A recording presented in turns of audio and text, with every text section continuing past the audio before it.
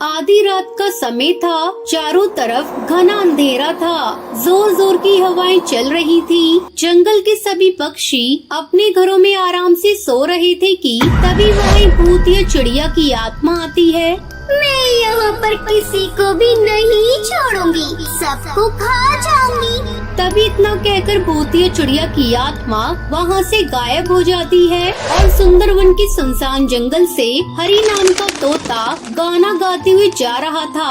एक बार आजा जा जा जा जा झलक दिखला जा, एक बार आजा जा जा जा जा झलक दिखला जा।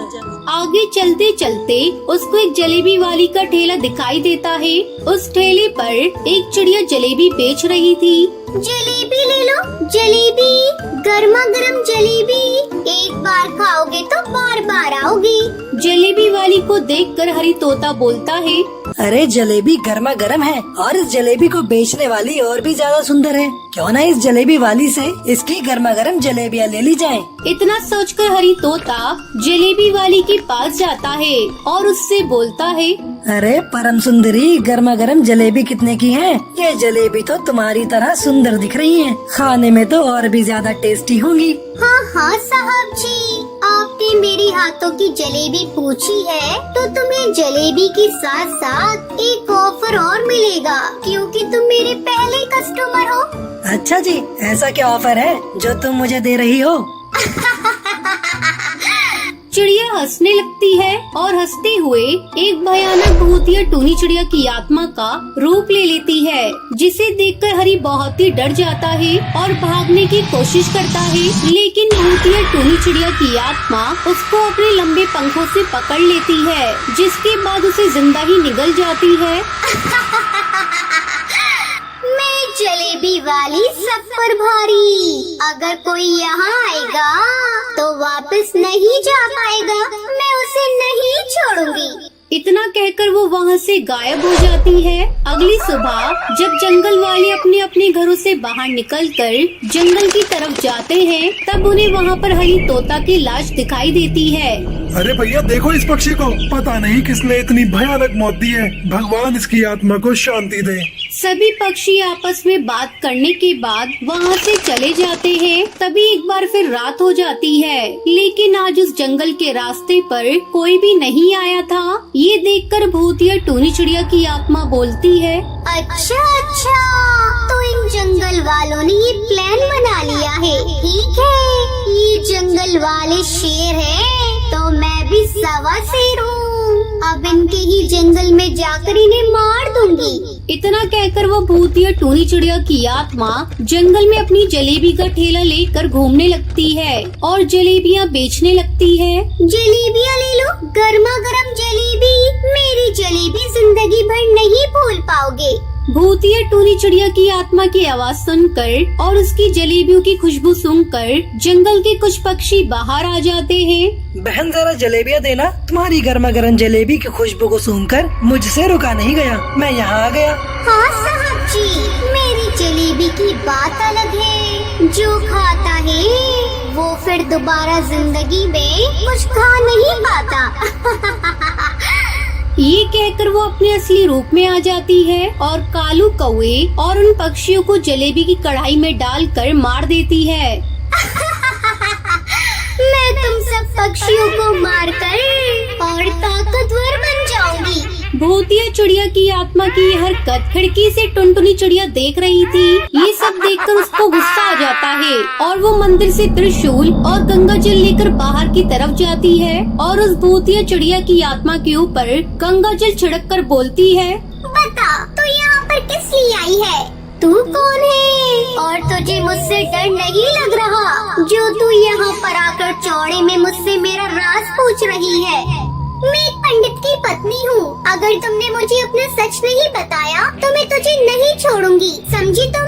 नहीं बताऊंगी, कभी नहीं बताऊंगी, तुझे जो करना है वो कर ले। भूतिया चिड़िया की आत्मा की बात सुनकर टुनटुनी को गुस्सा आ जाता है, जिसके बाद वो उसके ऊपर एक बार फिर गंगा जल छिड़क देती है।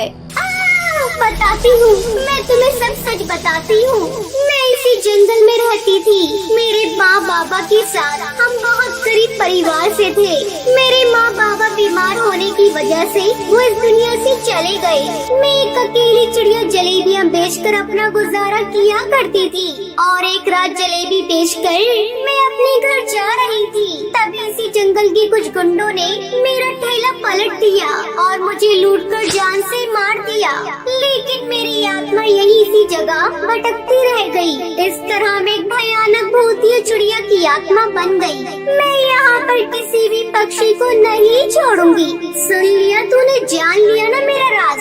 अब मुझे मेरा काम करने दे। तू मेरे रास्ते में मत आ, वरना तू भी अपनी जान से हाथ धो बैठेगी। जिसने तुझे मारा था, तूने सबको जान से मार दिया है। तेरा बदला पूरा हुआ, पर अब इन जंगल वालों को क्यों मार रही है? नहीं, मैं सबको जान से मार दूंगी।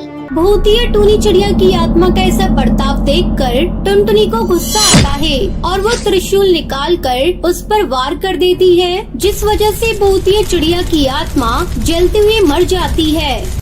बंटी एक ट्रेन ड्राइवर था। ठंड के मौसम में वो रात 2 बजे अपनी ट्रेन लेकर शिमला के जंगल की तरफ जा रहा होता है। तभी अचानक रेड सिग्नल हो जाता है और ट्रेन रुक जाती है। बंटी अपने साथी हरी के साथ खूब सारी बातें कर रहा होता है। हरी तोता ने कल ही रेलवे में ज्वाइन किया था। बंटी दोनों आपस में खूब हंसी मजाक कर रहे होते हैं। ट्रेन को रुके हुए काफी ज्यादा टाइम हो जाता है। बंटी कबूतर को बहुत गुस्सा आता है और वो ट्रेन से नीचे उतरता है और वहाँ कर्मचारियों से कहता है, कब से रेड सिग्नल हो रखा है, कितना टाइम लगेगा इस ट्रक को ठीक करने में? जब ठीक हो जाएगा अपने आप ग्रीन सिग्नल हो जाएगा। आप जाकर ट्रेन में बैठ जाइए। आपको अपने घर जाना है तो हमें भी अपने घर जाना है। हमारी भी फैमिली है। ओके, थोड़ा जल्दी करिए, ठंड में बहुत हालत खराब हो रही है।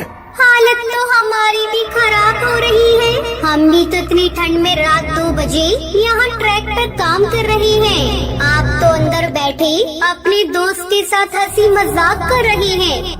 आपको क्या दिक्कत है? तुम्हें कैसे पता कि मैं अपने दोस्तों के साथ बैठा हुआ हूँ? हमें सब पता है सर। मुझे ये भी पता है कि आपका नाम बंटी है। आप चुपचाप ट्रेन के अंदर जाकर बैठ जाइए। हमें अपना काम करने दीजिए। बड़े अजीब हो यार, तुम्हें मेरा नाम भी पता है। ये भी पता होगा कि अंदर जो बैठा है उसका नाम क्या है? हाँ, अंदर जो बैठा है वो हरी है और वो कल ही रेलवे में ज्वाइन हुआ है। मुझे सब पता है सर। इतनी जानकारी कहाँ से आ गई तुम्हारे पास चिड़िया? तुम तो बहुत तेज हो। अगर आप इन सब बातों में लग गए ना तो शायद आप इस दुनिया में ना रहो। ये सुनकर बंटी डर जाता है। वो ट्रेन में आ जाता है। ट्रेन में आने के बाद वो हरी को कर्मचारी चिड़िया की सारी बातें बताता है। हरी तोता हंसते हुए कहता है, ऐसा भी हो सकता है ना कि तुम बहुत ज्यादा फेमस हो, इस वजह से तुम्हारी सारी जानकारी हो उसके पास। ओ भाई, मैं बहुत सिंपल सा सादा सा पक्षी हूँ। इतना फेमस भी नहीं हूँ कि मेरे बारे में कर्मचारी को भी पता हो।